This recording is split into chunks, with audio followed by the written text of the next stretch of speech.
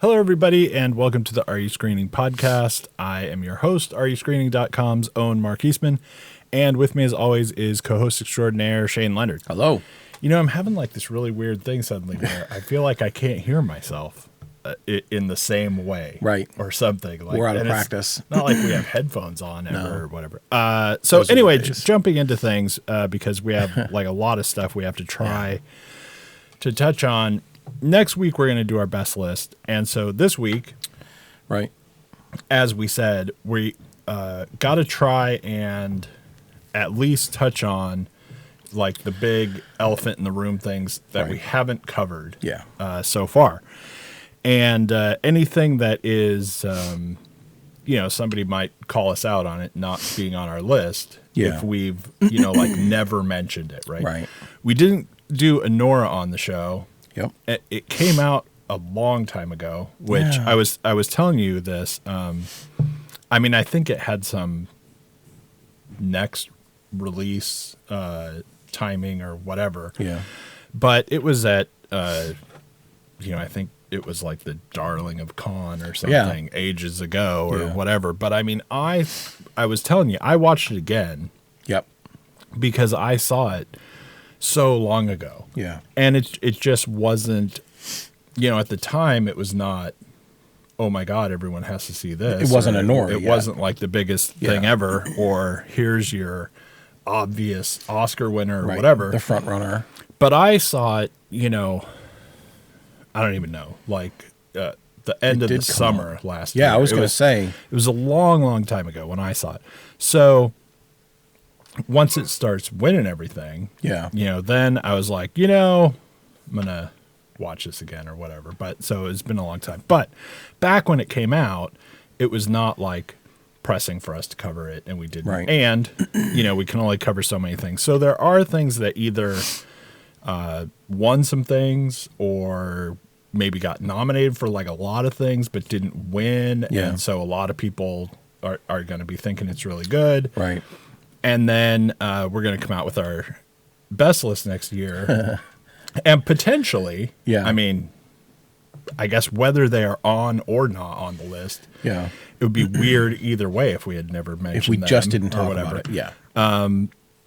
But chiefly, I guess, because if something doesn't end up on the list, then I feel like it will be weird.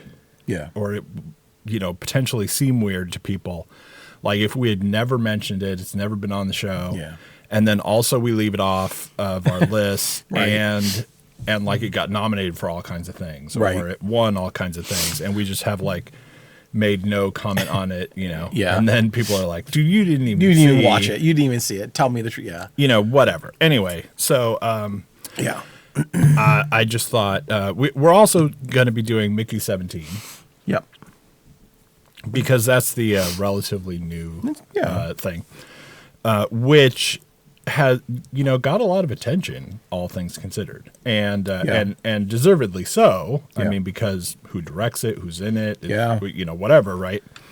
But it was, I guess, making some noise for a bit, there. Anyway, but yeah, there's too many things that I think, for one reason or another.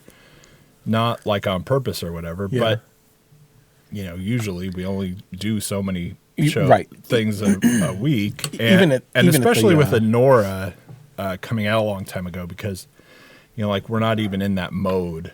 It was so early that we're not in the let's try and do 2 or 3 things. Even when we're doing the wrap ups for Oscar stuff, at the end or at the start of the year, and we're doing like 4 or 5 films and we're rat-a-tat-tatting, that's busy, but then you're not even, I don't even know if we're going to talk much about it or if at all, but like then you have weird stuff that drops down, like suddenly Val Kilmer's dead. Right. And you're like, man, there's just like 300,000 things to talk about all of a sudden. Right.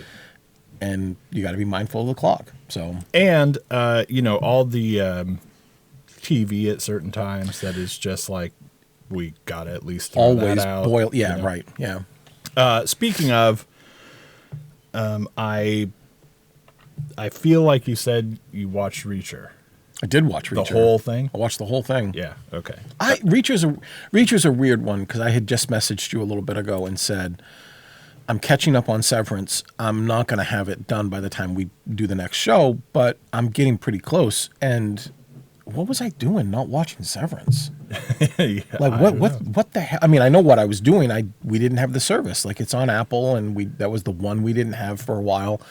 But Reacher, ever since the first season, looking forward to it. And when it drops, man, hasn't it always dropped episodically? They've never just dropped a whole season and you binge it, or is that the way the second season was?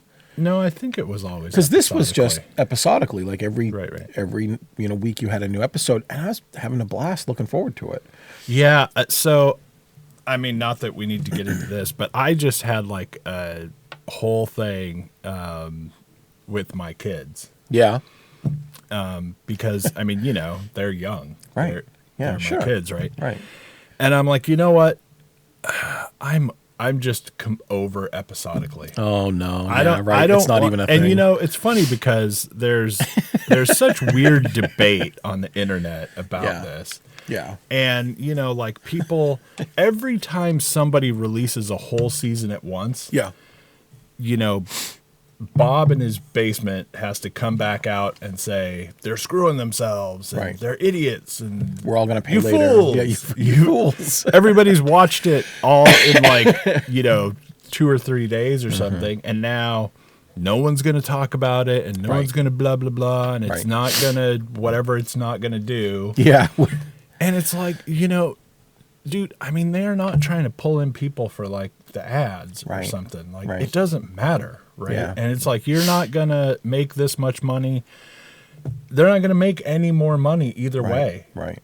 It's like, it's Netflix or whatever. Yeah. Right. It's like Netflix has the money that it is going to have and spent the money that it was going to spend. Yeah. It makes like no difference. Right. It maybe makes difference in like getting awards.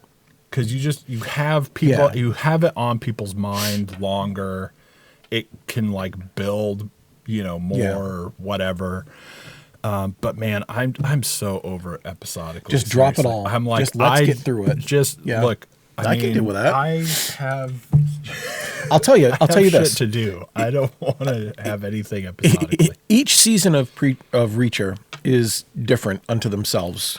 Same main character, same cast of him and the supporting characters, but they're all very different. If this one had dropped all at once, I would have probably just eaten it. It's 8 episodes. I mean, they're not. Yeah. This isn't a very big run. No. Normally, it's like 8. I probably would have done that in 2 days. Yeah, 3 days. I mean, it was fun and engaging enough and sort of cliffhangery enough. It just seems so weird that it took 2 months to watch it. I think this one was, not that we're really going to like review it and hash it all out or whatever, but I think this one was almost as good as the first season and better than the second season because I had a lot of problems with the second season. Yeah. But there were times that I really rolled my eyes at this one, and I was like, I mean, okay, like we'll move on. And then the worst for me was, really the end, right? Yeah. The whole fight with like the Pauly, big dude. Yeah. Oh my God! Like, I knew I was going to talk. It was like 15 minutes long, and on and on, and I'm like, okay, what frickin' 80s B movie? Go get it, man. This is Roadhouse. No, it was. The fights in Roadhouse weren't as bad as sometimes you just want to sit down and just watch. Yeah, it was so goofy. Like everything is like trying to be so serious. Yeah, except that I can't give you the goofy. You know what I mean? I mean, have a slightly more goofy show. Yeah, but you got like, I mean, everyone in the movie is like everything is so. Yeah. Oh, this is like the most serious, real thing ever. Yeah. And then you've got just like this clown fight going on. And I'm like, come on. It was so a clown fight. I was still into it. It really threw me too because like the show ends. I mean, I'm not spoiling anything exactly, but like the show ends and like I had to like click the remote. Like, basically, we have the ending, right? And then there's 18 minutes left in this episode. Same. And we just have to, like... We're going to wrap it up. Everyone's going to say their goodbyes. Do this whole kumbaya round table of... it was weird. I mean, it wasn't bad, but it was really weird. I mean, and I don't think it ever broke its own rules. I think it just was very elastic, and they went pretty far with some. I mean, the clown fight, it is what it is. Either guy's that big, the fight's over in 2-3 seconds, or it's 20 minutes of dropping buildings on each other and Wile E. Coyoteing out of the way. I mean, like eventually we're superheroes now, because whatever, the building fell on us and we're hitting each other with frying pans. I had a blast with it. I'm looking forward. I don't know how many they're gonna do, but I hope that got the ratings that it did. It was cool. I mean, I know they're gonna do one more season, but hopefully I could watch this a few more times. Yeah, especially if they're little 8-episode mini seasons. Right. But anyway. All right, so we got to jump into a bunch of movies and try to say something coherent and meaningful about them quickly. So, and I think we've got to start. I don't know how many we'll get to before I just have to call it and say we're going to do Mickey 17 for a while, because we got to review that. But we have to start really with the elephant in the room, which is Anora, because it won the Critics' Choice and it won the Oscars. That surprised you. That had to surprise you for Critics' Choice, or you thought, which was more surprising, Oscars or Critics' Choice? I think the Oscars was actually slightly more surprising. Me too. And I will say this, and I'm not trying to say anything bad by saying this, but as listeners will know, we say all the time, because no one else will address this elephant in the room. Right. And that is that, you win with like 18% of the votes. Yeah. I mean, sometimes it's a real most of the time. Yeah. Sometimes there's a movie and you go, well, dude, that's going to win. Yeah. And whatever, right?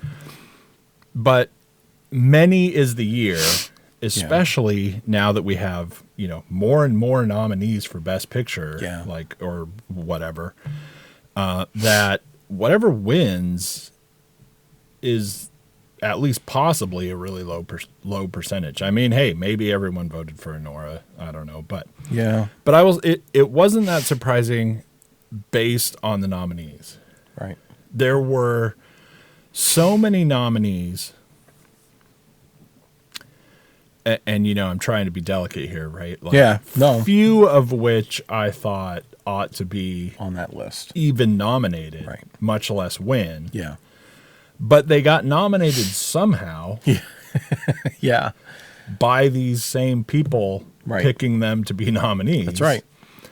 And that means people are going to vote for them. Right. So I'm like, nothing on this list, or at least there are very few things on this list, right? Yeah. Jump out at me as being the thing that's going to really take a lot of votes. Right. So I'm like, who floats it's higher? Anybody's game. Yeah. Who floats higher now? Yeah. So I wasn't that surprised by the Critics' Choice. And as we say all the time, right? The Critics' Choice is the best predictor of the Oscar winners. It is. And man, it predicted it this time. It is, and it was, yeah. But anyway, so it won, and we have to talk about it and everything. And I do want to start off saying, just to like preempt things, I don't think Anora is a bad movie.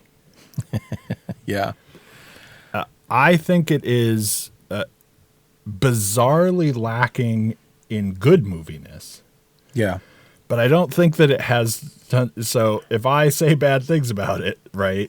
I don't steal yourself. I don't think it's a bad movie. Right. I think actually it's a fine movie, right?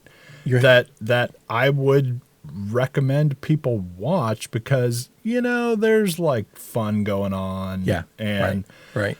And I may have lots of problems with it. Yeah. And say lots of bad things about it or whatever. Right.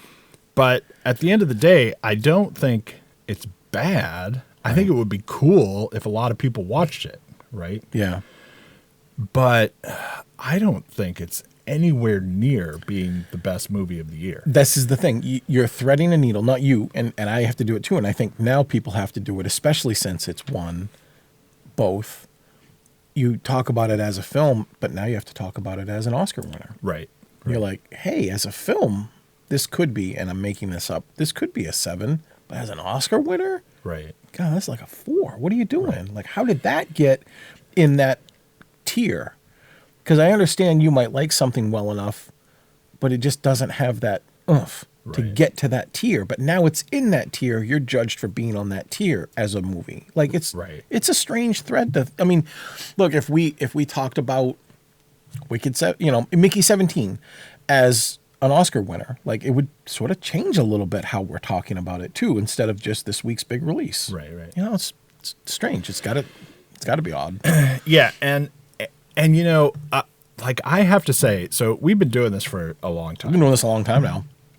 And I would say if you only take the winners since we've been doing this, the things that won Best Picture since we've been doing this, half of those movies no one will ever watch again. Right. It's Crash. It's so weird, or like, or they were seasonally hot. What's the one with crap? What is that one called? Like, the one with the he's flying not Matt Damon, Ben Affleck. Ben Affleck. Yeah, what is that one? It's like Arlo or that's it. Arlo. Oh, okay. Yeah, where he has to go in and get the hostages. Argo. Excuse me. Argo. Yeah, I'm thinking of. And that's how good that movie is. I can't remember what it is. That's a sign, and that's not us getting to be old guys. That's just it's like forgettable. This is a movie that will not live on. I mean, they burn bright in the winter they're in, but not. Yeah, and like I said, it's a fine enough movie. I think people should watch it just because. I don't think people should watch it. Here's a weird caveat, right? I don't think people should watch it for any like greatness that it has. Yeah. But just because it's a fun movie. Yeah. I mean, it's a little longer than I would like it to just be like a fun movie. Just to be a fun film, yeah. And without spoiling things, here's our big disagreement on this movie is how long is this? I will give the movie the end. I'm good with the end. I think this is our disagreement. I think the end to this movie is actually the end to a different movie that was way better. All the stuff before it. I'll give you that. So that you could actually have this end. Yeah. But like I still kind of give you the end because like the theory of the end worked for me. Yeah. I just had so many problems with what I had to see before it, which, I mean, we say that fairly frequently. Like, it doesn't really earn the end because all this stuff before should have been very different. Yeah. And then you could have had this end. Yeah. And it would have been cool. But anyway, just for like throwing things out, I can only give this movie a 4. Yeah. But it's like a really highly recommended 4. You know, like can you imagine telling someone they're like 4 out of 5? And it's like 4 out of 10.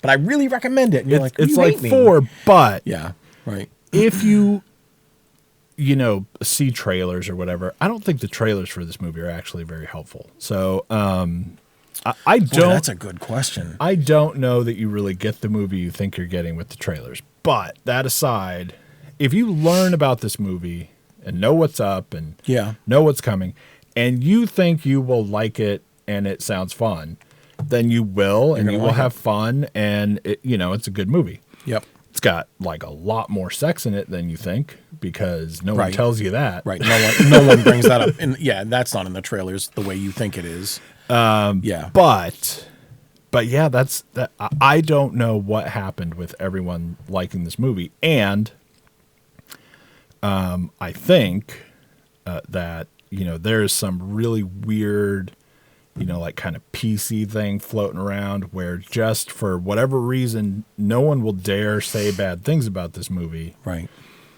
And that just snowballs into I don't know, everyone says this is great, so I'll watch it and I guess it's great or whatever. But there's so much, and like I said, we can't just totally review it and everything. Right. But there is so much that is just goofy about the characters, the character development, who the people making this movie. And it's like the one guy who won every Oscar, right? Yeah, Sean Baker is just the guy doing it. But there is some weird thing about who he thinks this person is, who he thinks people like this person are, right? Who he thinks, like muscle from other countries are, right? And what and how they'll do, or what they would do, what she would do, what a person like her would do, what we can take off of, the demographic that she's in, and the specifics of her individually, and how that's going to happen in these different situations, right? And so much of it is just like, dude, what? There are parts in this movie that are, I think, really good. They're like, there are parts and scenes where I'm like, okay, right? Right. And then you go to the next scene and I'm like, I mean, do you know any people? Have you ever witnessed anyone talking to each other? Yeah. And it is a weird, jarring kind of back and forth that goes on. Yeah. And it's everything that happens, like I said, this is a movie where there kind of is no story. It's not about anything. Right. Everything that happens is just in service to being able to get to this end. Right. And it just does so much of it wrong that it is really like kneecapping the end half the time. Yeah. And it just can't get there. Right. So that makes it sound like I hate this movie and think everything about it. Yeah. How dare about you? It is pretty bad. Right. But a lot of it is fun. One of the biggest problems is that a lot of the stuff that's fun, you can only get to that fun in like nonsensical ways. Right. Right. There is like, so there's this part where, and I don't want to go into a lot of detail, but there's this part where the muscle comes to the house. Yeah. God, this is great. And now they've got Anora, and I'm not going to explain all the situation and who's who, but so like her new husband just bolts out the door. Yeah. So there are parts in like the aftermath of that happening that I think are really cool and fun. That's my favorite part of the whole movie. But the entry of it, stuff that had to happen so that we could have the next scene and the next scene that are like that aftermath, which I think are really cool, is bonkers. It is real. It's like watching the A-Team or something. Yeah, it is. And then all of a sudden, it's so weird. It's like, it's literally like you're watching some 80s kind of A-Team type show. Yeah. So that we can like kind of go break and then and then like flip and then now we're like watching Denzel and Macbeth or something. And it's like something really like cool and good. Yeah.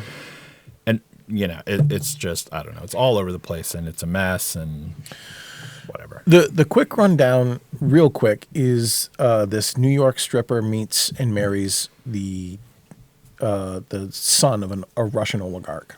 And when the news of that marriage gets back home to Russia, they come to try to fix this because that's not allowed, and hilarity ensues. So it sounds mostly like Pretty Woman and Coming to America, and it wants to feel like Rocky. Like there's a championing of this entire setup, and it doesn't really deliver on all that stuff. I had to look just to remember that it's almost 2 hours and 20 minutes. I think the first half hour is wasted. We talked about this briefly, where you show me a montage of partying and sex and partying and traveling and living like you have no care in the world and all the money to burn, and you don't have to do that for 20 minutes. Right. You don't. I get it. There's a lot of the beginning where it's like, for a decent amount of time, I think it's doing it pretty well. I do too. And then it just does it and again. then it does it too many. And then it does it again. Yeah. And then you think, okay. And then you're just like, what am I watching? And, like, and this that's is the honestly, whole movie. This is that's exactly it. It does it again, and then you're like, okay, I got it. And then again, and you're like, they can't do this too many more times. Then they do it again. Yeah. And then they do it again. And then they do it 2 or 3 more agains. And I'm like, what? I paused the film when they stopped doing it, and I'm pretty sure it was 24 and some change. And I went, why did you do that? Why? Yeah. I mean... Yeah, it's really crazy. So I've jumped ahead of the review. The best I could give was 4.5. I actually... Sometimes when I'm in this zone, I'm like, okay, for this type of film, are you better than the average film that you could do about... girl meets boy, parents don't like, they split you up, it's Romeo and Juliet, it's all these things. It's a, I don't even say it's a dark comedy. I would say it has dark comedic moments. I wouldn't say it's an action film. It doesn't have enough action. It's not a romantic film because there's too much violence and drugs and prostitution and things for most people in art houses to think so. It's not a bad movie, like you said. I echo almost everything except, for me, the big drawback is, as great as the part of the film is that I love the most, which is basically the moment her husband runs, the muscles come, they're trying to convince her, there's this big fight, which I cracked up over, I loved it. And then from that moment on, for the next 35 minutes, I think it's working on an A+ level. Like, it's so good, but everything bringing it to that and everything after that is so weakly sort of stitched together. Like, it's not flimsy, it's just unsteady. And it just brought the film constantly down to like, this is an average girl meets boy story. It's like a 5. But I loathe the first 20 minutes for its excessiveness. I don't think the ending works. Right. I think there's a way, and I can't talk about it without ruining it, and I won't do that. But I think there's a way that if the ending cuts 3 minutes before it actually cuts, I think it works fine. Because for me, that's the film I saw that has earned the end that had. But it did what it did in the beginning. It just went more. Yeah. And I'm like, God, I don't believe that. And I don't believe her and them and these. But I also think it's a film someone should watch. Yeah. Like, I actually sort of strangely agree with you. I'm like, I didn't love Anora, but a lot of people did. It's an Oscar winner. It's a Critics' Choice winner. It's not a bad movie, but the best part is the best part. Yeah. And I would easily, if somebody was like, hey, you want to show me the best 20 minutes? I'll sit down and I'll fire that up right now. But I'm not going to sit through the first 20 minutes again. And it's not because I'm definitely not, again, there is a lot more sex than people think. It's just, and there's not a lot of drugs, but there's some. But I don't need to just watch that. I'm not 15 anymore. I'm like, I get it. I know this story. Move on. Right. And it doesn't know how to move on. It's really sort of strange, but anyway. Yeah, and before we move on, I am just going to say, because for me, it really kind of like locks down what pulled me so far out of this movie is there's this one part, so you've got Anora, right? And there's this one part in the movie where now like the parents are back, right? And we've got like oligarch mom, or whatever, and they're in their private jet or whatever. And you've got Anora, the person who, at this point in the movie, right, we've got the character that she kind of is automatically on paper in your mind. Right. We've got the character that is like people like her. Yeah. Right. And we've got the character that you've actually shown me through this movie. Right. And now she's kind of like squaring off with oligarch mom or whatever. Yeah. And Anora is like, no, I'm not going to do it. Yeah. And oligarch mom goes, I'll ruin you. Right. And then Anora does it. And I'm like, bullshit. Right. Right. There's absolutely no way that she doesn't just go, ruin me. Do it. Can it get any worse? I got to go back to the one stop. It's so weird. It's like you think maybe the closed captioning guy wrote the wrong words. Right. He was watching something or else. Something. It's so horrifically bad. That said, also, the majority of it, on as a treatment, it's interesting. This guy's doing. Sean Baker does work that I like. He's been doing a really good job for things like the Florida Project and Tangerine. These were things that I think made both of our lists when they came out. I wanted to also say that I forgot that I don't think anybody's doing a bad job. I just think the story is the bad thing here. Yeah. Like everybody's acting well. Except some small things like that where I'm like, you wouldn't do that. Yeah, I think actually the actors are really good. But I think they're doing a great job. Since we might as well throw some things out, the person in this movie who's never going to get enough attention is the flunky leader guy. Right. He is so good. So good. In like every part of this movie. Yeah. Like you never doubt that guy is that guy. Yeah. Like the whole time. Totally. He's so good. He's so good. All right. Anyway, we got to kind of touch on a couple more things. And just because I think we can do it really quickly. Yeah. I'm going to throw out Wicked because a lot of people like that. Yeah. Right. It's nominated for things. It's sure. It's big deal, whatever. Yeah. And this one is a little bit weird for me. And like I said, we're going to do this really quick. And I think we can do this really quick mainly because everyone knows what it is. Yeah, at this point. We don't have to explain anything about setup, the movie. Right. We just can say whether we like it or not. Yeah.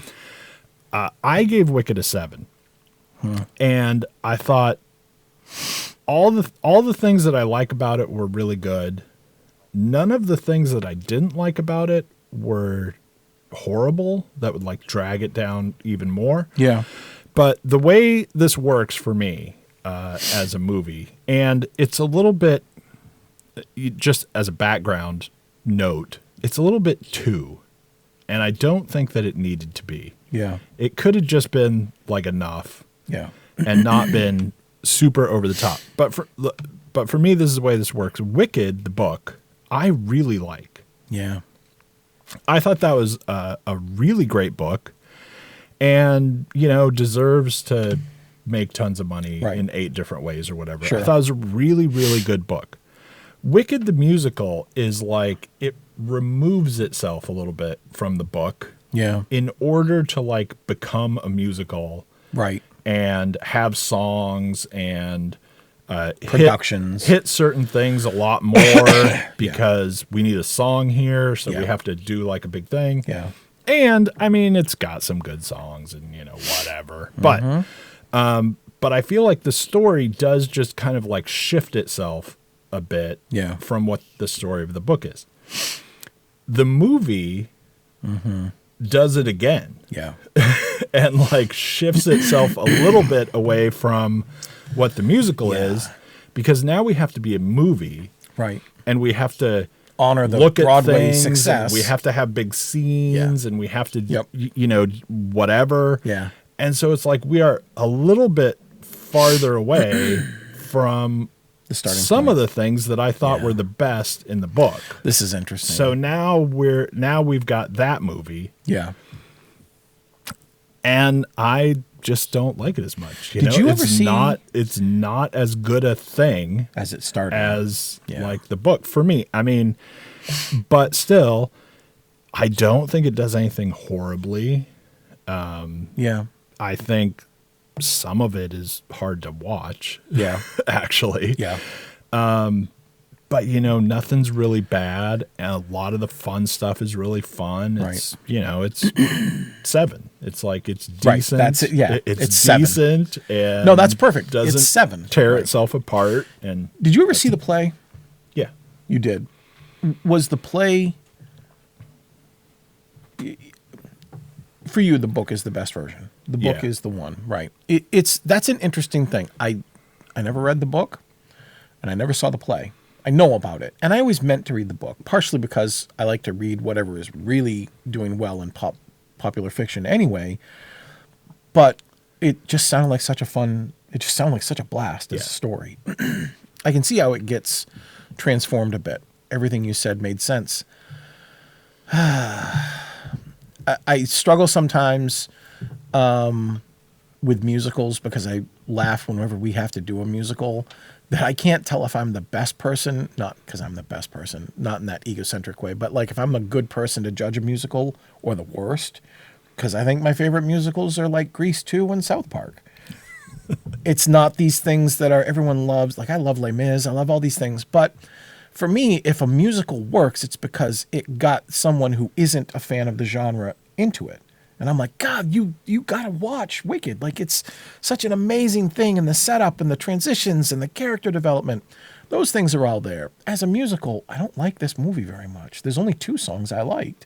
One I've heard to death, and one I didn't hear at all.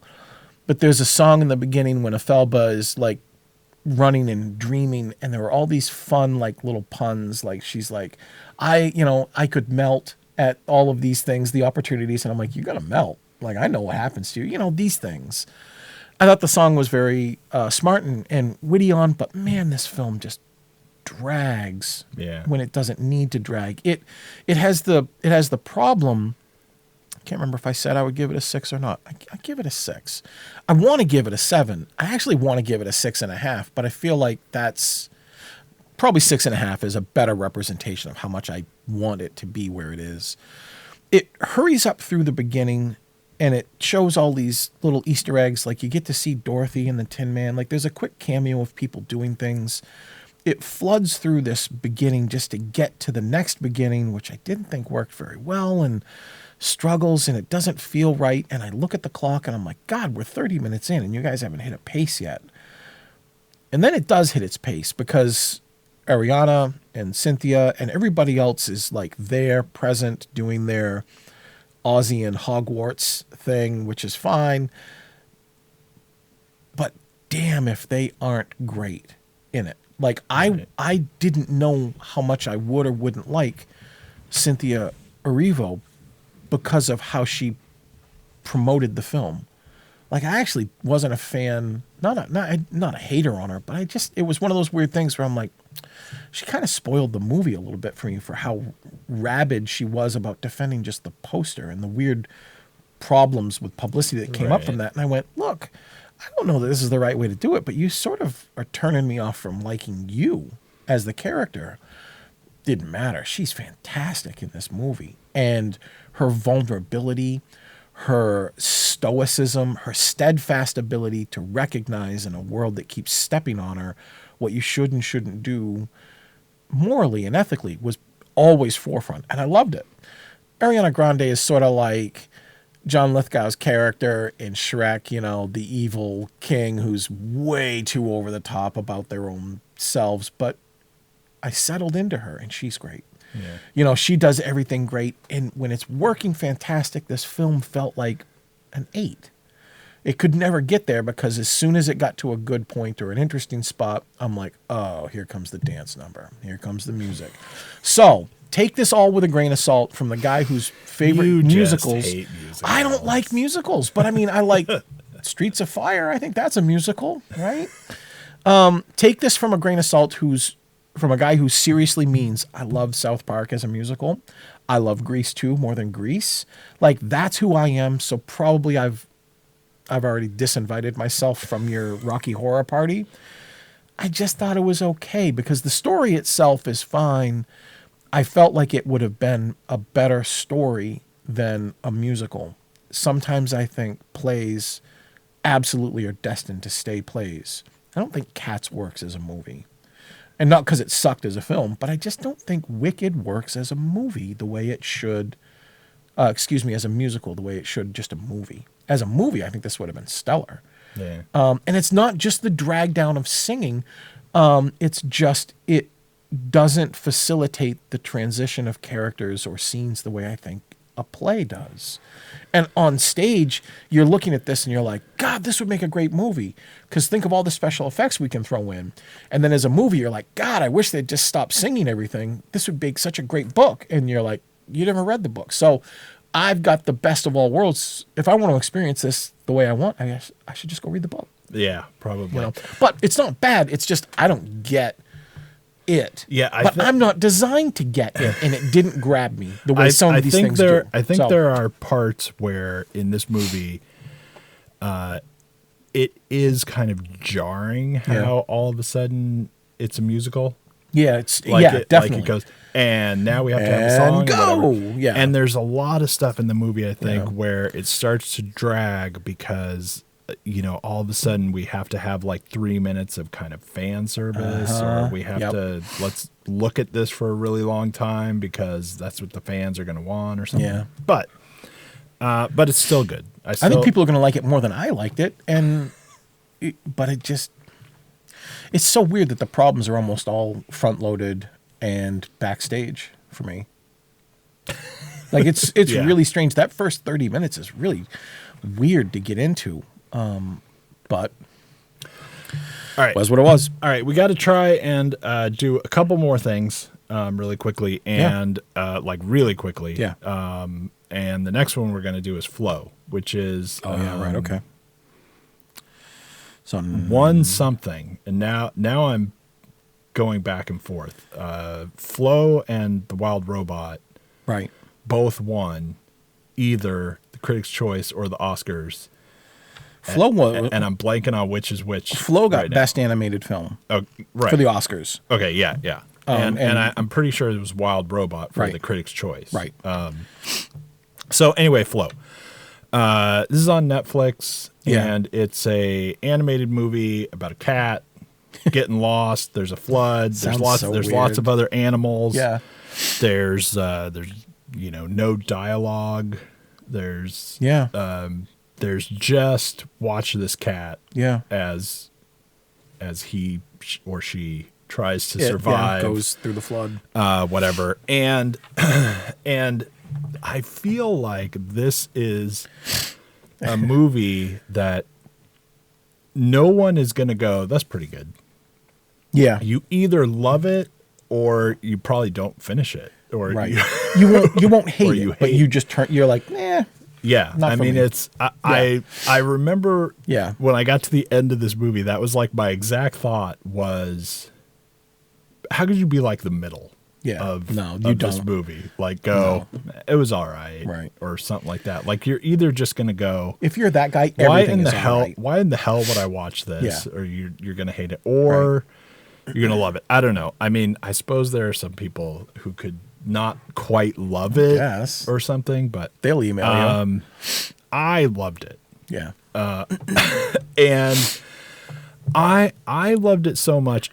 Now this is really weird because I mean, we can kind of cover The Wild Robot at the same time, sort of, because I really get the one wins one thing and the other one wins the other, because I loved both of them. Yeah, I thought they both were insanely good. Yeah. Flow is like, I thought it was really great to have an animated movie that was going to go, let's just see what animating can do in itself. Yeah. And it almost was like, I mean, there is a story and it's a really good story. Yeah. I mean, it's not like just because no one talks, it's not exactly a story. It could have been the story of any movie. Right. It's a really cool story, but behind it all the time is just kind of going, let's see what animating can do, right? Like, I can't get animals to do these things, or whatever, right? And it's such at times it really hit me that it's like weird animation. Yeah, I mean, it's not weird. I mean, I don't even know what that's supposed to mean, but it's like all of a sudden I'd be watching it and then go, huh? Yeah. What am I watching? Right. Like it was weird, but.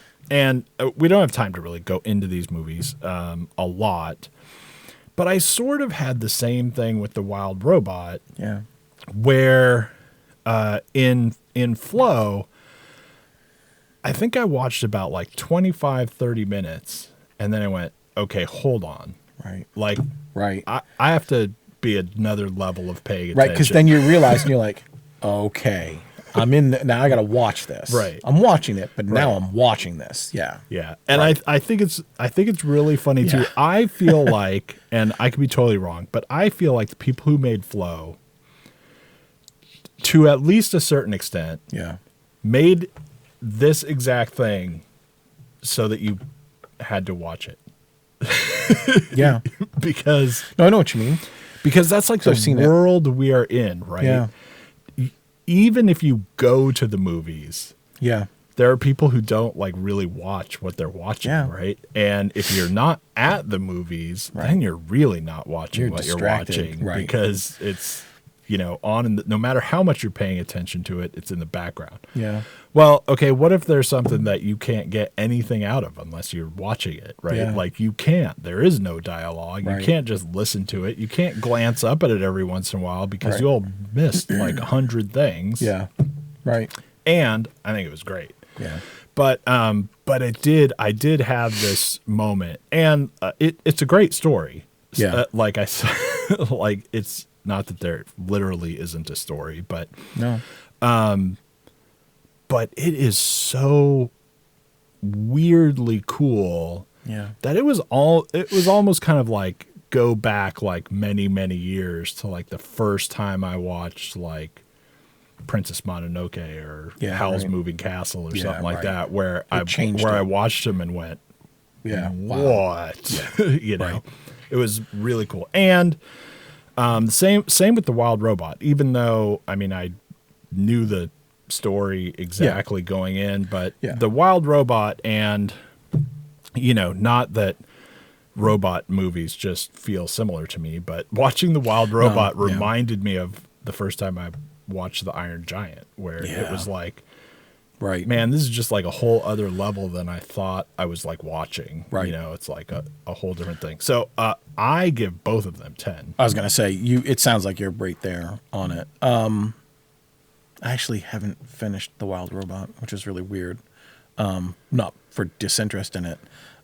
Flow's easy because of everything you just said, and it doesn't have to go a bunch of different routes than that. It's funny to think of what you just said and then to really listen and think about what you said, because you're like, it's sort of weird looking, but like in animation, isn't that like, not everything is drawn the way Snow White or Pinocchio or, you know, Tom and Jerry or Bugs Bunny. Like it's such a strange thing. I love the story about Flow, where the crew just used open source animated software that you and I can use right now after we finish this show. We could make our own Flow. It's not going to be very Flow, but we could do it. I love that it's out there. You don't have to pay for it. It's right there. I love the degree of difficulty that Flow had, which is be so easy to have the animals talking to each other. So easy. You don't even have to have, or just thinking, or just doing themselves, right. Or you don't even have to have like famous, like Julia Roberts and Anthony Hopkins don't have to voice anybody. Could have been kids from the school or anybody. All of that stuff combined with the unique beautifulness of it. The pacing is absolutely perfect. There are surprises when I thought I knew everything that was happening. There's character development when no one says a word. Excuse me. And it's a great reminder that you can do so much with so little, like so much. This is a 10, easily across the board for me. Aside from all that, with the very peculiar, interesting addition to, I'm seeing some stories that people have that their pets are watching the movie. I watched a few things. My dog used to love watching TV. I mean, he would watch anything. He'd watch paint dry with me, right? But he was interested in certain things because sometimes people make, like, Bluey is like designed so pets can see it. This is clearly designed so things can see it. It was an experience that beyond the fun of the film I had, because one of our cats stayed up late to watch it with me, and when I would look over, the cat was watching the movie. And I don't mean was looking at the screen that was lit up in a dark room. I watch TV and movies all the time. That cat didn't watch Reacher at all. Right. But when Flow came on, it watched, because of whatever was happening was visible to its senses, and it literally stayed in one position, never looked away, looked at the TV. And to show my girlfriend that I wasn't just lying, I like put it on in the background. Sometimes when I'm just doing things, the cat will come from wherever it is and sit in front of the TV and watch Flow. I love that. I can't tell you how much, as an animal lover, I just love that. This probably gets an 11 if I could, just because of that. But it's like 80 minutes. Like, it's so fast, it's so breezy, nothing's wasted. It just works. And as a conceit, as like a device,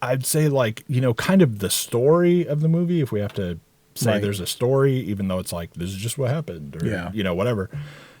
The story actually got me to kind of invest a little, but then it got to like the halfway point, and I feel like it just started coasting and going, Yeah.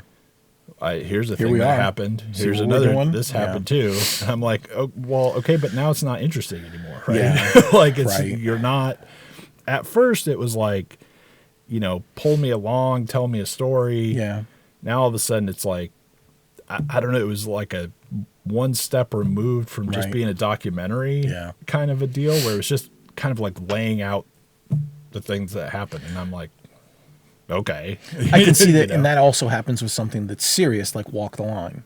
You're Right, like, all right, right. Johnny Cash did these things, and then he did Folsom Prison, and he had this, And and then he had this happened, rehab, and then this happened. and Yeah, then yeah. they have to include it because they're like, well, if we don't, we won't get the Cash fans. But also, Right. what else are we gonna do? Yeah. Yeah. So anyway, but Seven's pretty good. but it was fun, and it Yeah. didn't. The things that I didn't like about it, just were not a huge deal. Yeah. I think this is another movie where if you think you're going to like this movie, you're going to like it more than I did. Right? Yeah. It's got what it takes to have you really like it. If you Yeah. think you're really pulled toward this, Yeah. then you will not be disappointed. Right. I think. Yeah. So I liked it just a little better than you. I think because I'm a little bit more of a Dylan fan than you, but not by much. I like Bob Dylan, but I'm not like I'm not like the Grateful Dead kind of thing, where I have to obsess over him and pour through his lyrics. I have more appreciation. The funny thing is I have more appreciation for his work and his music as an influence than I think I do for the music itself. So I Right. get that. Timothy Chalamet's just killing it lately. He's able to do a bunch of stuff, and he or his team is picking the right projects and just going everywhere. The guy that portrays Bob Dylan pretty well, also in Dune, also in Call Me By, like it just he's taking risks, and he's able to show that he can work in and out of genres and all kinds of stories. The thing that I like the most about A Complete Unknown, and again, giving it an 8, it's not much more than a 7, but it's just a little bit there, is I love his version of Dylan. I like a lot. I like how his version of Dylan is in every scene with the cast of characters around him.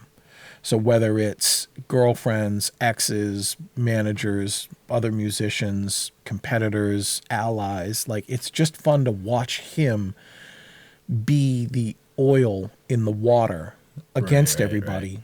And because everybody around him is so interesting and well cast and talented, the film works better for me in that way. If it were a lot of just him in a room playing to himself and writing and just experiencing a walk and the beach, I wouldn't be into that at all. But when he's trying to deal with Edward Norton and he's trying to deal with just everybody, I'm more engaged in that film and had more fun with it. And it was long, but I had fun doing it. yeah. So that's another one I would tell people to check out. Yeah. Okay. So I think now that I more accurately reflect on the clock, we're gonna just have to wait on Mickey 17. We'll do it next time. And Okay. so what we'll do next time is we'll just do Mickey 17 like pretty quickly. Okay. Yeah. And then we'll do the list. Okay. And I think that it's got more of a chance of getting a little bit of attention. Right. But now we'd have to like just give ratings and go. Oh, yeah, right. Yeah, right. So we'll just wait. That'd be funny. And I think we can do our list, which often take a while, but I think we can do our probably list fly through it. in a. This is a year where I think we can probably get through our list pretty quickly. Yeah. Be challenging to do so- them both in one day. Yeah, we'll see what's up. But We we might be able just to do that. and spoiler alert, Mickey 17 doesn't need like a ton of time. I don't think. So you've got that to look forward to. hates it. No, I didn't. No, I didn't no. hate it, but Yeah. I think it's pretty easy to cover. Maybe. Yeah, yeah, Whether it's good or bad, For sure. it's easy to cover. Yeah. All right. Thanks for tuning in. Please remember to Yeah. like, share, subscribe. Check out the regular version of the podcast wherever you listen to podcasts, if that's more your thing. But otherwise, just generally trick your friends into listening to us. Yeah. Thanks. Bye. Bye.